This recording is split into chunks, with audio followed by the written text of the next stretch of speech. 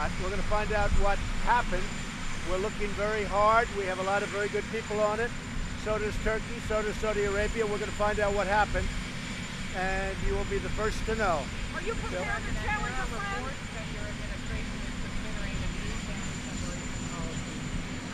We're looking at everything, Bill, that you can look at it when it comes to illegal immigration. We have people that are trying to get into our country because of how well our country is doing. And, you know, in the old days when the country wasn't doing well, it was a lot easier. Now everybody wants to come in, and they come in illegally, and they use children. In many cases, the children aren't theirs. They grab them, and they want to come in with the children.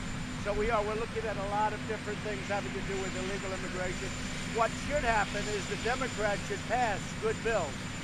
This is the same situation that President Obama found himself in. He had separation, and people didn't talk about the famous picture from 2014 that they all thought was our picture. That was a picture of young children in jail cells. That was during the Obama administration. So we want to do whatever we can do. We have people trying to come in like never before. Our Border Patrol, ICE, law enforcement is doing an incredible job. But we're going to do whatever we can do to get it slowed down.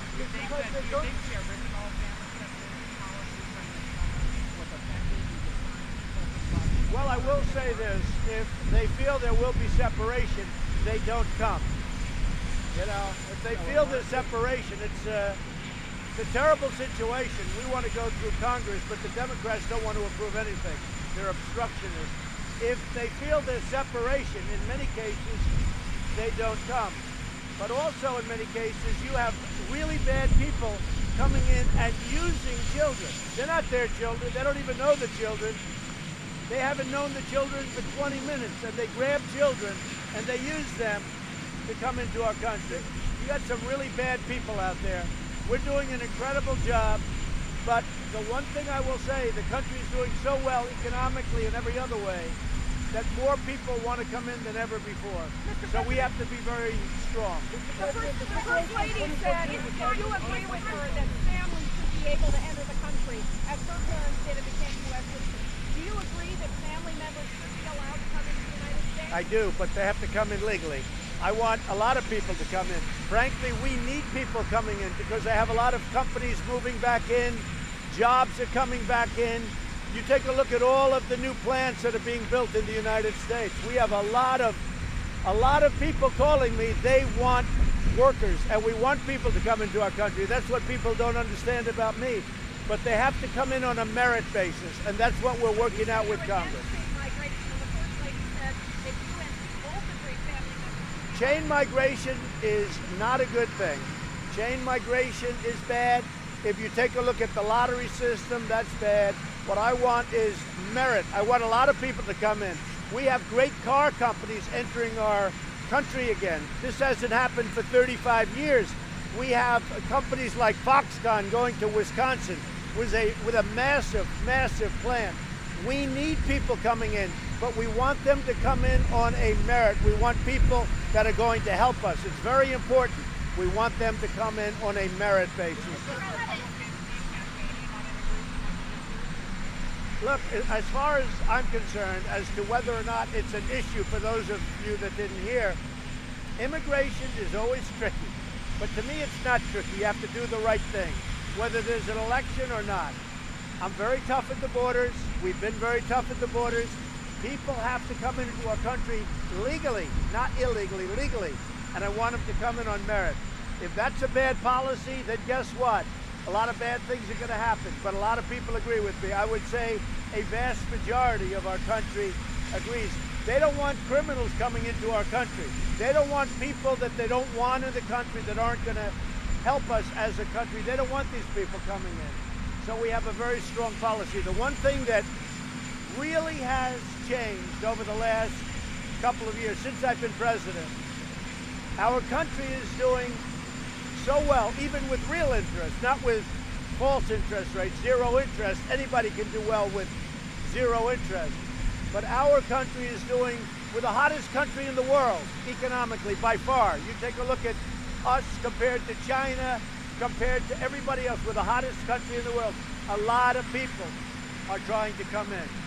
Our border security, our ICE, our law enforcement is doing an incredible job. In 2013, those children were largely unaccompanied, but your administration has actually been separating families. You have children coming in, and they're coming through Mexico, and they are unaccompanied. They have no parents. They may be back in the country that they came from, Honduras and a lot of other countries, or they may not. But you have many people coming up, many young children, I mean really young children, and they're pouring in through Mexico, and we're taking care of. They have no parents, or their parents aren't in Mexico, in most cases not in Mexico. They're from other parts of the world. It's really a humanitarian tragedy, and we're taking care of it. But this isn't a case where people are coming up with children, coming in with children. People are grabbing children, and they're using children to come into our country in many cases. President, one more question on Saudi Arabia. Talked a lot about your good relationship with King Salman. That was your first trip, your first foreign trip in May of 2017. The red carpet, the fighter jets, the tour dance, all of that. Are you considering reconsidering the relationship with Saudi Arabia? Are they as good a partner now? Well, I have to see what happens. I mean, a lot of work is being done right now. I have to see. Now, one of the reasons it was my first pick is, if you remember, it was $110 billion of military that they were going to buy, but they were going to invest $450 billion in our country through the companies. I think you were there. And all of these, Raytheon and General Electric and General Motors, they were there getting contracts for $25 billion, $30 billion, $40 billion. Nobody's ever seen anything like it. So when you say that was my first country, that was my first country because no other country is going to be investing $450 billion, $110 billion in the military. It's a lot of money. Given that investment, do you still feel like you have leverage?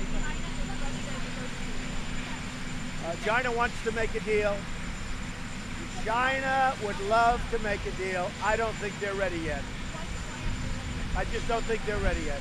They've made too much money for too long. What they've done to our country is take out anywhere from $300 billion to $500 billion a year, rebuild China. I have great respect for China and for President Xi in particular. We'll probably make a deal, but I don't think they're ready. They want to make a deal. They are not doing well. If you look at their economy, the Chinese economy is not doing well, and we're doing very well. We're doing better than we've ever done. But I told them a week ago, they want to come in, they want to make a deal. I said, you're not ready to make a deal. Do you feel like you have leverage over Saudi Arabia think you'll look the other way, sir? Say it? I haven't named the new White House counsel, but over a short period of time I will. Who? Oh, Pat's a great guy. I don't want to say, but he's a great guy. He's a very talented and he's a very good man, but I don't want to say yet. Well, I don't talk about that. I just say this, and everybody knows it. No collusion. There never was, there never will be. From where? Asia, Europe, here, where? I don't understand your question.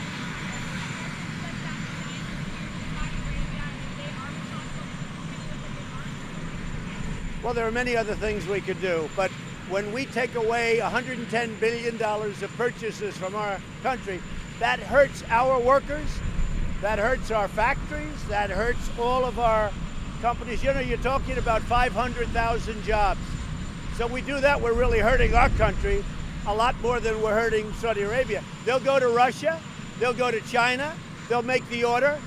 The equipment is nowhere near as good as our equipment, they know that. Our equipment is the best in the world, but they'll go to China, they'll go to Russia, they'll order equipment. We're just hurting ourselves. So we would do something that doesn't have to do with that, in my opinion. But we don't know, nobody knows right now the answer. We're looking for the answer. Well, I have to find out what they did.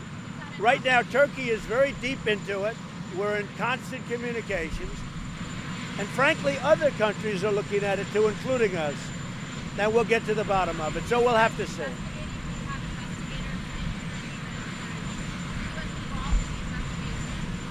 U.S. is very much involved. We want to find out what happened. Oh, we've had people speaking at the highest level, and I didn't want to call until we had enough information. Now I want to call. So probably over the next 24 hours. Who's going to Kentucky? Are you going to Kentucky? You'd have a great time. I hit 93,000 applying for 10,000 seats. There's something going on, Phil. This reminds me of 16. It reminds you of 16 too. Something going on. Any updates, sir? Go ahead, Phil first. Any updates, sir, on the first tour of UN ambassador? And are you committed to having a woman replace? I'd like to. I will see. Look, I want the most talented person, but I'd like to. Nikki was terrific. We are looking. We have a lot of people want that job. That's a great job. A lot of people want it. We have some incredible candidates, probably over the next week or 2 weeks at the most. So no decision. No decision. But really some great talented people, some of whom you know very well. I'm shocked that they haven't leaked it out yet, but that's okay. We welcome it. Mr. President, do you still feel like you have leverage over Saudi Arabia given the size of their investment? I think we have leverage over everybody. We have the strongest now. We have the strongest military in the world by far, but we'll never have to use it because it's so strong that nobody can even compete with us. And we have the strongest country economically since I took over. You know, we've gained $11 trillion in worth. China's lost many trillions of dollars. We've gained $11 trillion in worth. So we're by far the strongest military of any country in the world. And economically, we blow everybody away. Thank you all very much.